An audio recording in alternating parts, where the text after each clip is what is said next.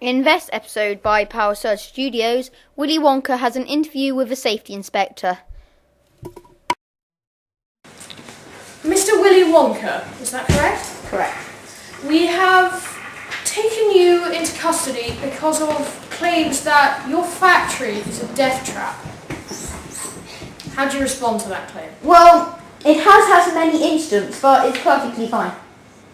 Alright, so these incidents include the German boy who nearly drowned in your river of chocolate, which you claim to do nothing about. Well, it was his own fault. And then you sucked him out in a pipe and made him into fudge. That's classified. Okay, so that's classified. You're here for classified information.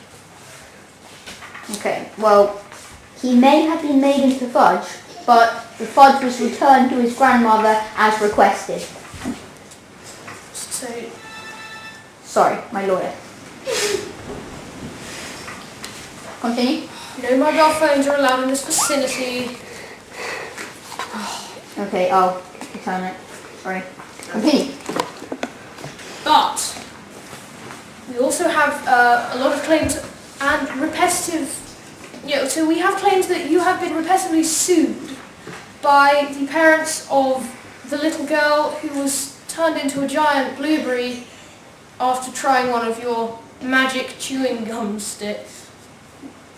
Well, if you read the small print, magic is classified as whatever I feel like at the time. I felt like blueberries. So you turned her into a blueberry and denied the family any money for medical charges. But I gave them free help, I incinerated her, and no problems were there. And what about the guy who didn't even like chocolate and tried your television teleporter thing, I don't know quite what it was, and then ended up being 10 feet tall? The newspapers quoted him as the freak with attitude. Is that funny? Sorry, it brings back fond memories.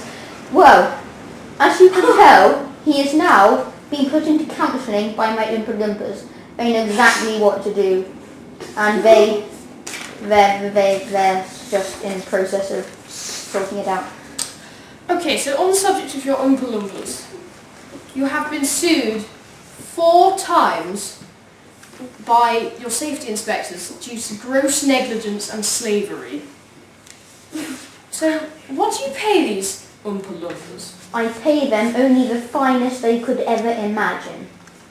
2 grams of chocolate. 2 grams of chocolate is a lot to Oompa Loompas. Oompa Loompas come from a jungle of Bongo. It's off the coast of somewhere. And when I came there, they were in appalling conditions. And you turned them into factory-working, slovenly, dirty little tramps who have never seen the lights of a bath. Yes, but they don't mind, because when they were in the jungle of Bongo, all they were trying to get was a mighty cocoa bean. They killed many things. So 2 grams of cocoa dust is the monthly payment. So if you add that up, they would have earned 1 cocoa bean every 2 years. Except if I left them in the jungle of Bongo, they may have only acquired 1 every week per tribe. And there's about 20 people in a tribe. That is not enough. What we also have is claims that you imported them from a sweatshop in Taiwan. So the Primark factory in Taiwan claimed that they were missing 4.5 million little tramps. Well, yes, but... And you commandeered a ship to take them to France, where you then loaded them onto a lorry and took them through Calais into an abandoned Dover warehouse. Okay, I admit there that. There were 4 million of them. But while they were on a boat to Calais, they were in brilliant conditions. as you may have heard, they've learned how to sing. I had these very nice people who called themselves the slave masters. They were really nice though, and they taught them how to sing, and they just cracked them, because they had a whip, cracked it on their backs until they yelped, and then they managed to make singing brilliant. Wow, that sounds very immaculate and disgustingly negligent. Yeah, okay, and our final point is the little kid Charlie Bucket, whose house was destroyed by a flying elevator when it landed.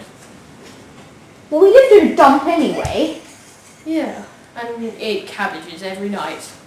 So your elevator has destroyed the home of Charlie Bucket. Don't make me remember my father! My dearest father! My teeth! Okay, just calm down and we'll continue the interview.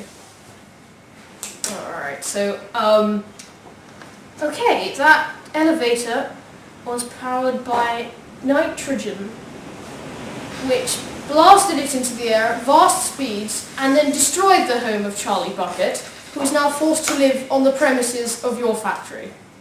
He won that ability to live on my premises. He In won. an even smaller hut. Well, he lives with the Olympus. He likes it there. Well, let's take a look at the conditions in an Oompa Loompa slave house. Okay, sure.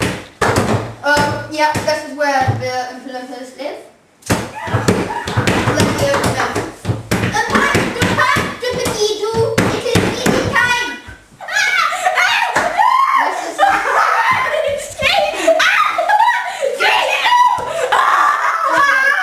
I know how to do it. Okay, now that we've got have a look inside the facilities. As you can see, they're not too bad. And if you look behind that ladder, there's Oh, what's that smell? where Oh. Charlie Bucket lives, behind that ladder. Charlie? Charlie? Shut up, Charlie, it's safety inspector. Help me! Okay, I think we've seen enough here, Mr. Wonka. I'm sorry. I will see you in court. And I hope you go to jail, you disgusting monster. Thank you for watching, and please give to this charity www.willyWonkaismean/slavery/CharlieBucketIsDead.com and sponsor anything from £5 to